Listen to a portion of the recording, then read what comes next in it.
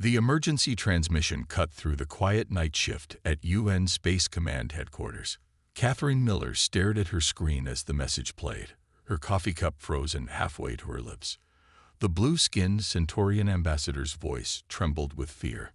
"This is Ambassador Trell of Centauri Prime. We are under attack. The Void Empire has breached our outer defenses.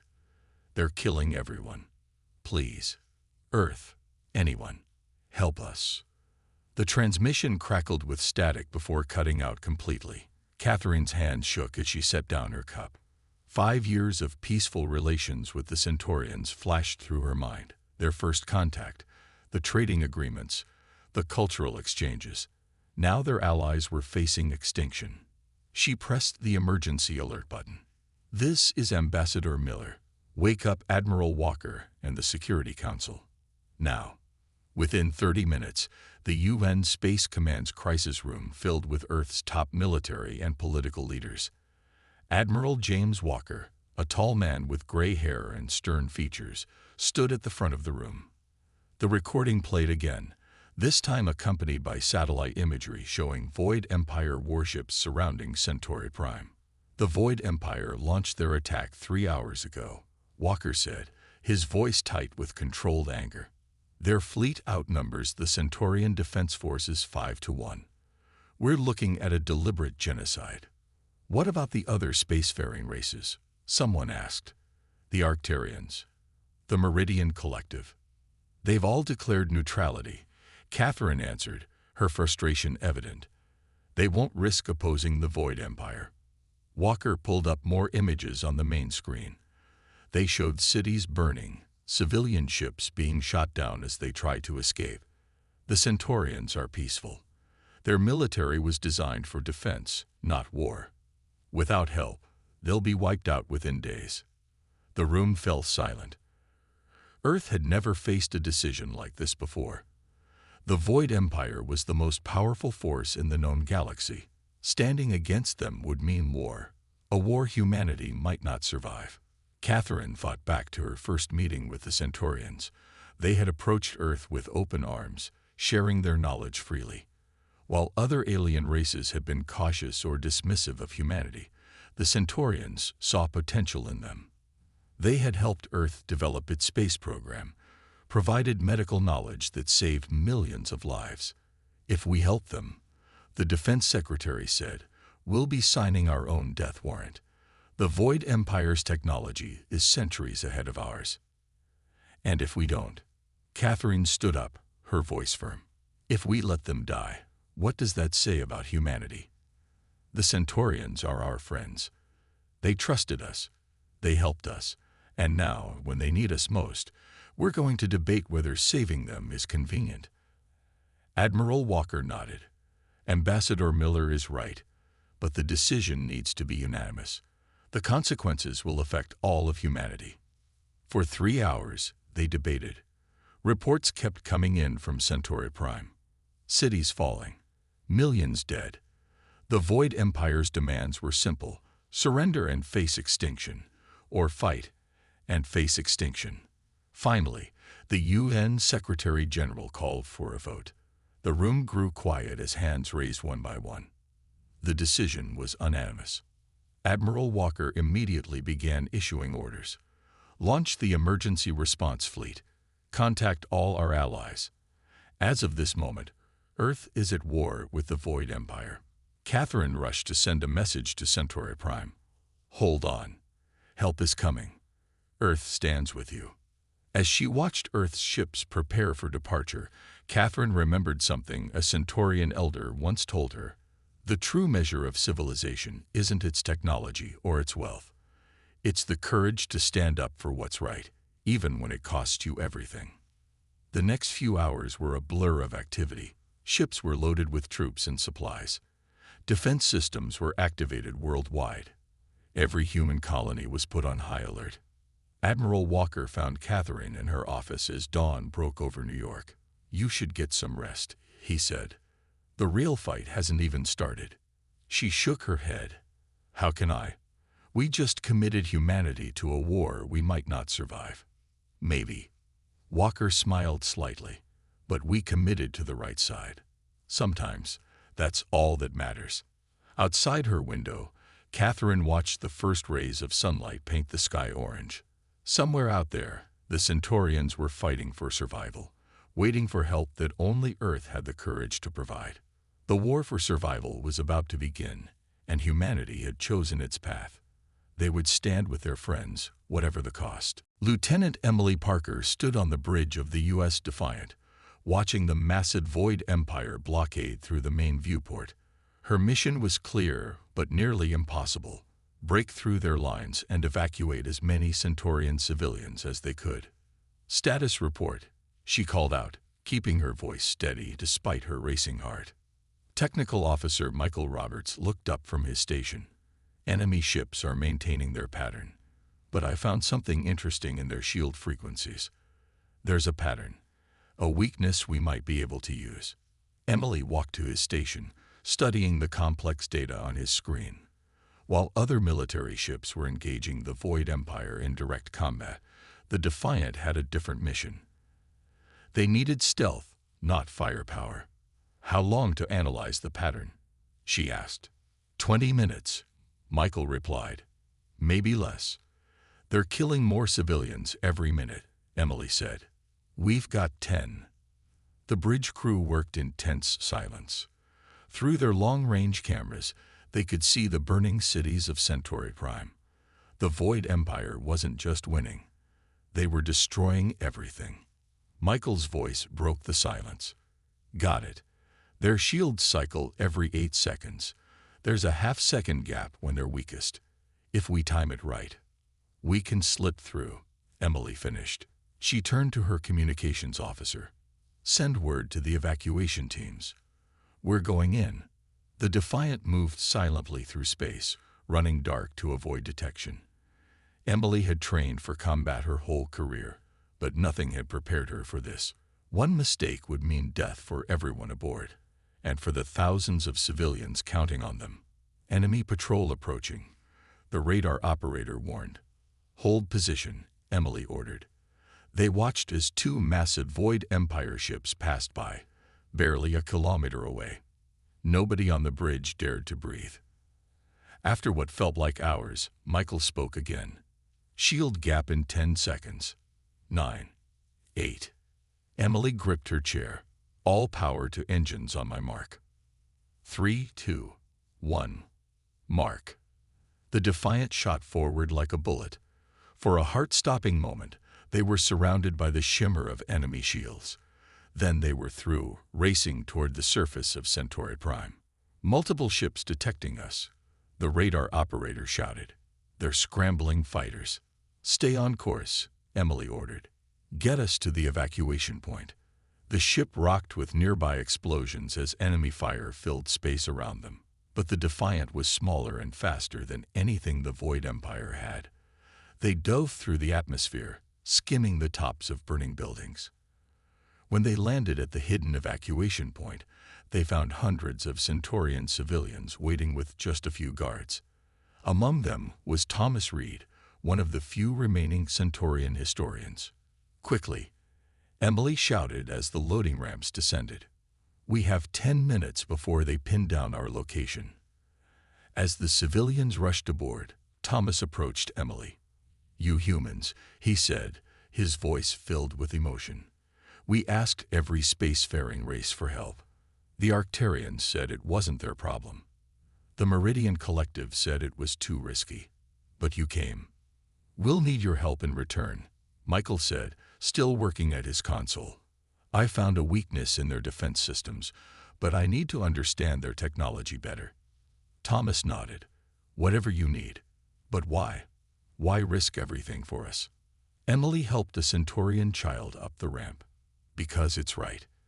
Because you're our friends, and because if we let them destroy you, we're next." The ship was almost full when the first enemy fighters appeared overhead. "Time to go," Emily shouted. "Everyone in." The Defiant lifted off under heavy fire. Emily's hands flew over the controls, weaving through anti-aircraft fire. Michael's discovery about their shield frequencies proved invaluable as they punched through the blockade again. this time with their precious cargo. As they jumped to safety, Emily looked at the scanner showing hundreds of frightened but alive Centaurians in their cargo hold. It was a small victory in a massive war, but it was something. "They'll remember this," Thomas said quietly. "No matter what happens, the galaxy will remember that when everyone else turned away, humanity came to help." Michael was already working with other Centaurian refugees, learning more about Void Empire technology. "We'll need more than memories to win this war," he said. "We'll need everything we can get," Emily agreed. "But for now, we've given them something just as important as weapons. We've given them hope." The Defiant sped toward Earth, carrying the first of many refugees. It was just the beginning of a long fight, but humanity had shown the galaxy something important. Sometimes the strongest weapons aren't guns or ships, but the courage to do what's right. Captain Robert Hayes stood in the command center of Earth's largest space station, watching red dots multiply across the tactical display. Each dot represented a Void Empire ship heading toward human colonies. The enemy had made their decision. Earth would pay for helping the Centaurians. "Sir," a young officer called out. "Transmission from the Void Empire." Robert straightened his uniform. "Put it through." The screen filled with the dark, shadowy form of the Void Empire's supreme commander. Its voice was cold and mechanical. "You have 24 hours to abandon your alliance with the Centaurians. Refuse, and we will destroy every human colony, one by one." Dr. Elizabeth Cooper, Earth's leading weapons scientist, stood beside Robert. She had been working day and night with Centaurian refugees to find ways to fight back. "We need more time," she whispered. "The new defense systems aren't ready." Robert's response was firm. "Earth doesn't abandon its friends. You can threaten us all you want, but we won't stand by while you commit genocide." "Then you have chosen extinction," the Supreme Commander said before cutting the transmission. Elizabeth rushed back to her lab, where human and Centaurian scientists worked together. Parts and pieces of Void Empire technology salvaged from battles covered the tables. "We have to work faster," she announced. "They're coming." In the refugee sector, thousands of Centaurians watched the news with growing horror. Earth was about to face the Empire's wrath because of them. Some suggested surrendering to save their human allies. But Robert had other plans. He called an emergency meeting with the surviving Centaurian military leaders. "We need everything you know about their attack patterns," he said. "We may be outgunned, but we can outsmart them." The first attack came early. A Void Empire fleet jumped into orbit around Mars colony. But Earth was ready. New defense satellites, built with combined human and Centaurian technology, activated. The battle was fierce, but the colony held. It worked. Elizabeth shouted as she watched the data stream in. "The shields are holding." Their victory was short-lived. More Void Empire ships arrived at other colonies. Venus Station sent out a distress call. Then Jupiter's moons. Earth's forces were spread thin, fighting desperately at every point. Robert hadn't slept in days. Neither had his crew. They coordinated defenses, moved refugees, and tried to predict where the enemy would strike next. Every hour brought news of both victories and losses. In her lab, Elizabeth made a breakthrough. "Captain," she called Robert on the emergency line. "We've figured it out. Their weapons use a specific energy frequency. If we can match it and reverse it." "In simple English, Doctor," Robert said tiredly, "we can turn their own weapons against them. But we'll need to get very close to their ships, dangerously close." Robert looked at the tactical display again. More red dots were appearing every hour. They were running out of options. "How long to install this on our ships?" 12 hours for the first one." "But Captain," Elizabeth hesitated. "The first test could go wrong. Very wrong." "Everything about this war could go wrong," Robert replied. "Do it." As Elizabeth's team worked, Robert met with the Centaurian leaders again. They had been monitoring communications across the galaxy. Other races were watching Earth's resistance with growing interest. "You've shown more courage than all other species combined," One Centurion commander said, "Even now, facing destruction, you don't bend." Robert shook his head. "It's not courage, it's who we are. Humans don't like bullies, no matter how big they are." The next day, they tested Elizabeth's weapon. A small Earth ship faced off against a Void Empire cruiser. The weapon worked, but the cost was high. The Earth ship was badly damaged in the process. Still, it was hope. For the first time, they had a way to hurt the enemy. Robert sent a message to all Earth forces. "We knew the price of standing up to the Void Empire would be high. Today, we show them that humanity's will to fight for what's right is stronger than their will to destroy. Today, we show the galaxy that Earth doesn't bow to threats. We stand with our allies, no matter the cost." As his words spread, something unexpected happened. Two neutral alien species, impressed by Earth's determination, began sending supplies and support. The galaxy was watching, and humanity's courage was changing minds. The war was far from over, but Earth had proven something important.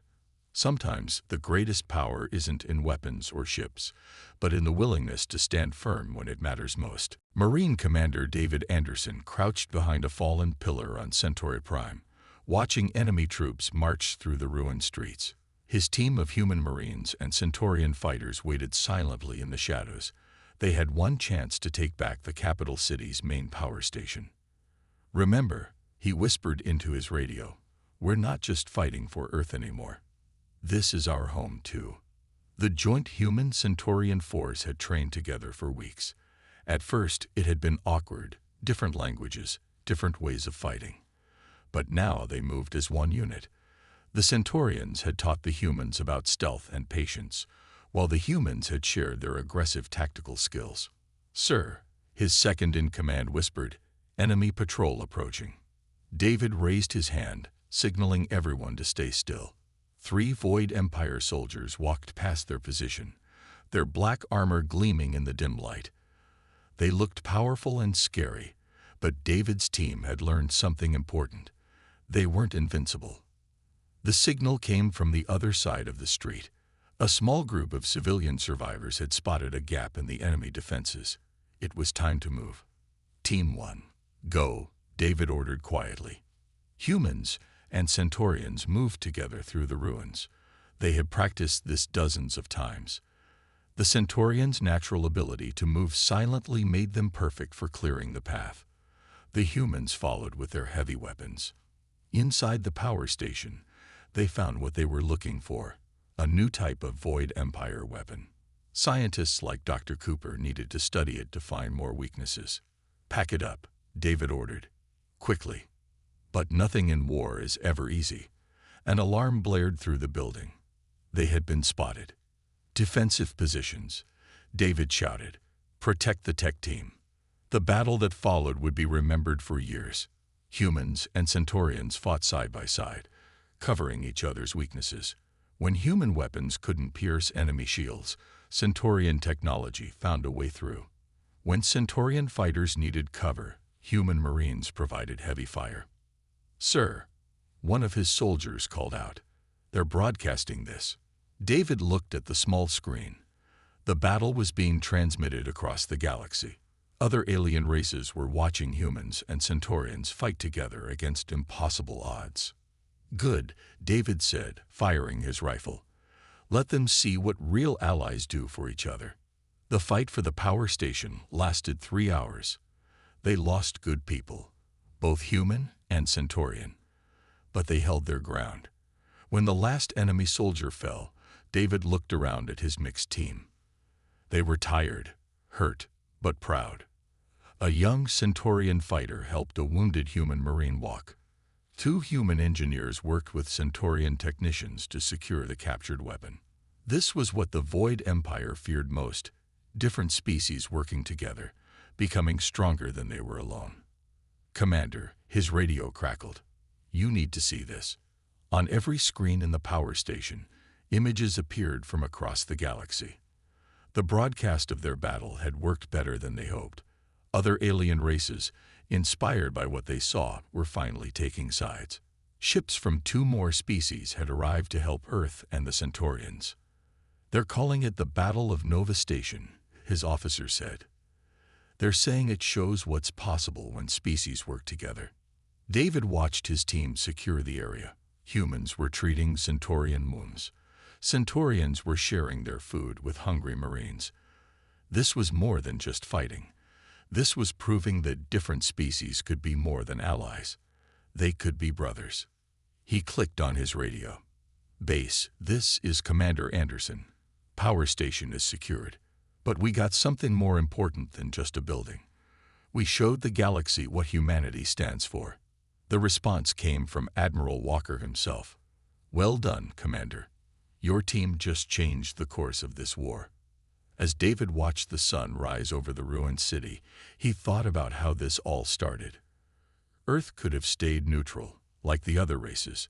They could have watched the Centaurians die. Instead, they chose to fight. The Centaurian soldier handed him some water. "My children asked why humans would die for us," he said. "I told them it's because you remember what so many others forgot, that the strong must protect the weak, or we all fall together." David nodded.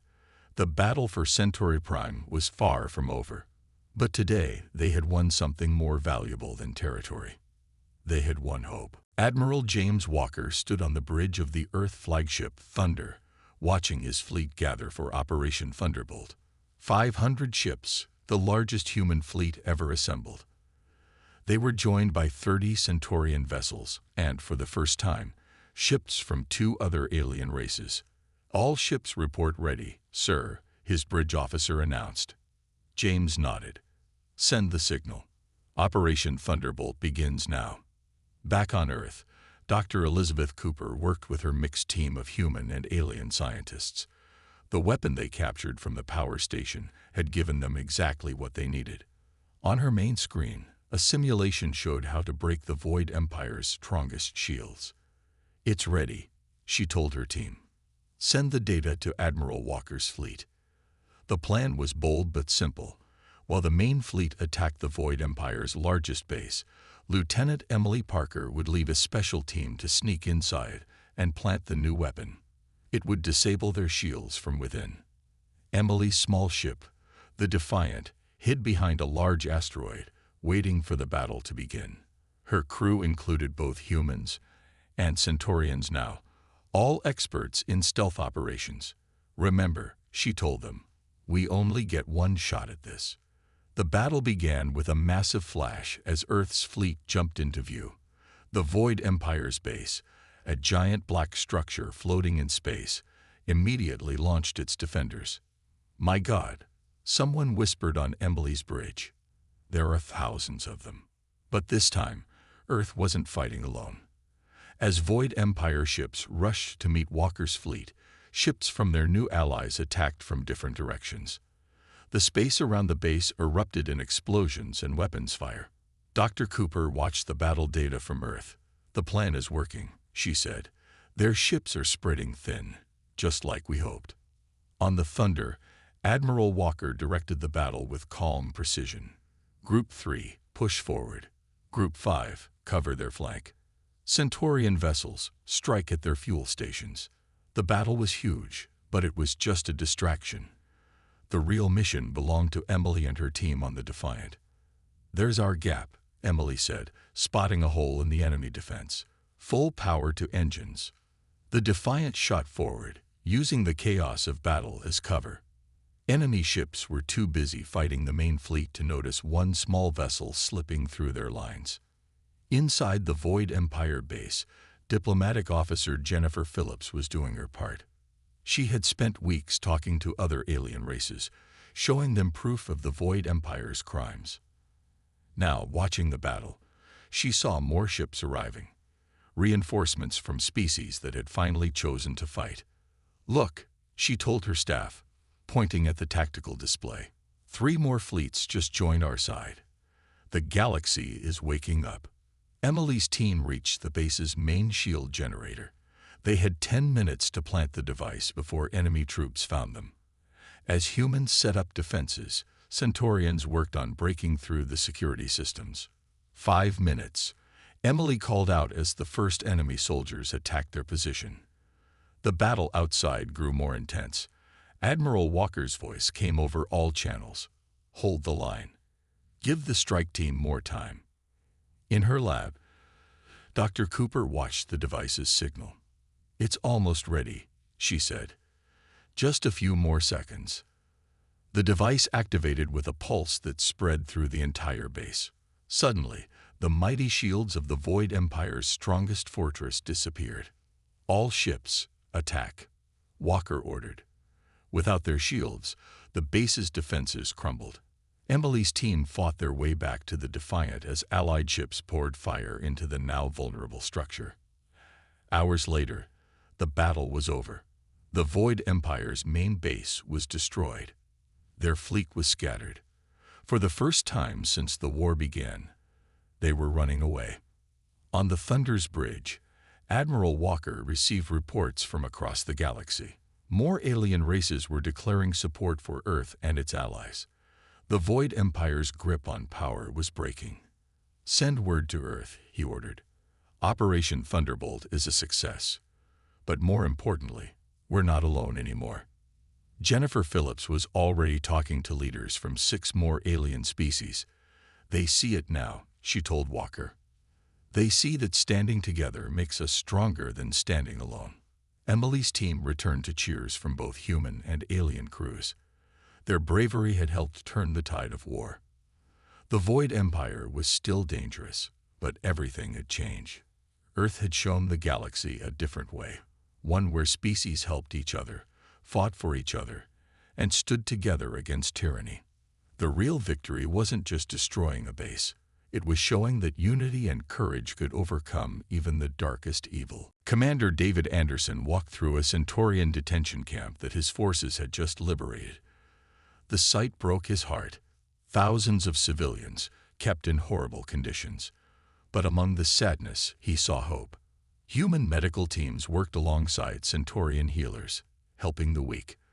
Other alien allies brought food and supplies. "Commander," his radio crackled. "We found something. You need to see this." In a hidden room, they discovered the truth about the Void Empire. Computer files showed their real history. They weren't naturally evil. They were afraid. Long ago, their own people had almost been wiped out by a now extinct race. They decided that the only way to survive was to become the strongest, to crush anyone who might one day threaten them. "Fear made them into monsters," David said quietly. On the flagship Thunder, Admiral Walker received the files. "Send this to every species in the galaxy," he ordered. "They need to understand what we're really fighting." The war had spread to 3 star systems. The Void Empire was losing ground but fighting desperately. They attacked civilian targets, trying to break their enemies' will to fight. Lieutenant Emily Parker led a rescue mission to a burning human colony. Her ship, the Defiant, had a mixed crew now: humans, Centaurians, and members of 3 other species. They worked together perfectly, saving thousands of lives. "Why do you keep fighting?" a rescued alien child asked her. "Your people could have stayed safe." Emily smiled sadly. "Because if we don't stop them here, they'll hurt more people. Sometimes you have to fight, not just for yourself, but for everyone." Back on Earth, Dr. Elizabeth Cooper made another breakthrough. The captured Void Empire files helped her understand their technology better. Their weapons, their ships, they're all built on fear, she explained to her team. They never trusted anyone, so they never shared knowledge or worked with others. That's their biggest weakness. The next battle proved her right. A Void Empire fleet attacked Mars colony again, but this time they faced something new. Ships from 6 different species fought together, using combined technology. Each race brought their own strengths. Together, they were stronger than the sum of their parts. The battle lasted 3 days. The Void Empire lost badly. Their ships retreated, leaving behind more proof that unity was more powerful than fear. But victory came at a high cost. Many good people died defending Mars colony. In a quiet moment, Admiral Walker visited the injured in the medical bay. He saw humans being treated by alien doctors, alien warriors thanking human nurses. Pain and hope mixed together. "Admiral," a wounded Centurion soldier called out, "do you think it was worth it? All this death?" Walker thought about Earth's first decision to help the Centurions. "We didn't fight because we thought we would win," he said. "We fought because it was right. Everything else came from that choice." Jennifer Phillips, now working with representatives from 12 alien species, organized aid for all the worlds hurt by war. "This is what the Void Empire never understood," she told a meeting of alien leaders. "Real strength comes from helping each other, not from making others afraid." David's forces found more detention camps. Each time, they brought not just freedom, but proof that different species could work together, could trust each other. Many of the rescued prisoners joined the fight, turning their pain into purpose. Emily's crew intercepted a message from inside the Void Empire. Their people were starting to question their leaders. Some were secretly helping the Allies, sharing information about military targets. The Empire was crumbling from within. "They're learning," Emily told her crew. "Sometimes the bravest thing isn't fighting. It's admitting you were wrong." As the war entered its final phase, Earth received messages from across the galaxy. Species that had watched from the sidelines were finally choosing sides. They saw that Earth and its allies weren't just fighting against something. They were fighting for something better. Admiral Walker gathered his fleet for the final push. "Remember how this started," he told them. "One planet decided to help another. One people chose to stand against evil. Now look at us, united, strong, and fighting for each other. That's humanity's gift to the galaxy. We showed them that courage is stronger than fear, and hope is stronger than hate." The war wasn't over, but its most important battle had already been won. The galaxy had learned that standing together wasn't just right. It was the only way to build a better future. The final battle for Centauri Prime began at dawn. Admiral Walker's combined fleet of ships from 15 different species faced the last of the Void Empire's forces. Above the planet where it all started, the largest space battle in galactic history was about to begin. "All ships report ready," his bridge officer announced, "including the Void Empire deserters who joined our side." Walker nodded. The enemy fleet was still huge, but they weren't fighting scared refugees anymore. They faced a united galaxy. "Send the message," he ordered. "One last chance to surrender." The Void Empire's response came quickly. A barrage of weapons fire. The final battle began. Lieutenant Emily Parker led the Defiant through the chaos. Her ship, though small, carried crews from 6 different species now. They targeted the enemy's weak points, using everything they'd learned during the war. "Look," her Centurion navigator said, pointing at their sensors. "More ships arriving." Species that had stayed neutral until now jumped into the battle. They chose their side, not out of fear, but out of hope for a better future. On the ground, Commander David Anderson led the assault on the Void Empire's last stronghold. Human Marines fought alongside warriors from across the galaxy. Dr. Cooper's new weapons, built with combined alien technology, broke through the strongest defenses. "Push forward," David shouted as walls crumbled around them. "Freedom is coming." In her diplomatic ship, Jennifer Phillips watched the battle while talking to more alien leaders. "This isn't just about winning," she told them. "It's about what comes after. We need to build something better." The fighting lasted 12 hours. When it ended, the Void Empire's leaders were captured. Their soldiers laid down their weapons, many looking relieved that it was over. Emily landed the Defiant near the old Centurion Capitol building. The city was damaged but standing. Already, people from different species worked together to help the injured and rebuild. "You know," she told her crew, "when we first came to help the Centurions, I never imagined it would lead to this." Admiral Walker stood in the same room where the war started, where the first cry for help had been heard.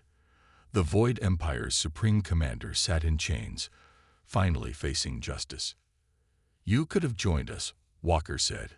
we would have helped you too. We thought strength came from being feared.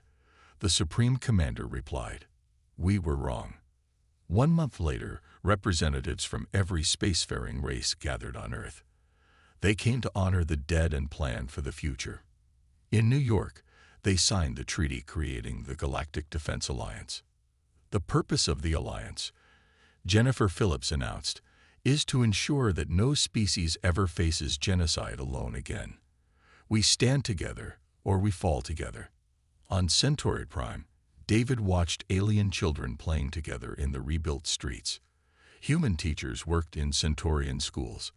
Alien doctors shared their knowledge in new hospitals. My grandfather wouldn't believe this, a young Centaurian told him. Different species living together, helping each other, all because Earth answered our call. Dr. Cooper's lab had become a center for galactic research. Scientists from 20 species worked together, sharing their knowledge openly. Every discovery makes us all stronger, she said. That's what the Void Empire never understood. Emily visited the new memorial on Earth. It listed the names of everyone who died in the war, human and alien alike. Below the names was a simple message. They died so others could live in peace. A similar memorial stood on Centaur Prime. At its base were written words that would be remembered for generations. When we cried for help, humanity answered. They taught the galaxy that true strength lies not in standing alone, but in standing together. Admiral Walker retired from active service, but he had one last duty. At the first meeting of the Galactic Defense Alliance, he spoke to representatives from 50 species. This war taught us all something important, he said. The Void Empire thought the strong should dominate the weak. We proved that real strength comes from protecting others. Humanity didn't win this war. Unity and courage won it. Now it's our job to make sure that lesson is never forgotten. As the sun set on a new era of peace, ships from across the galaxy patrolled together. On countless worlds, different species lived and worked side by side. The galaxy had changed forever, all because one planet chose to help another. Earth's courage had lit a fire that would burn forever. The knowledge that in the darkest night, hope lies in standing together against the dark.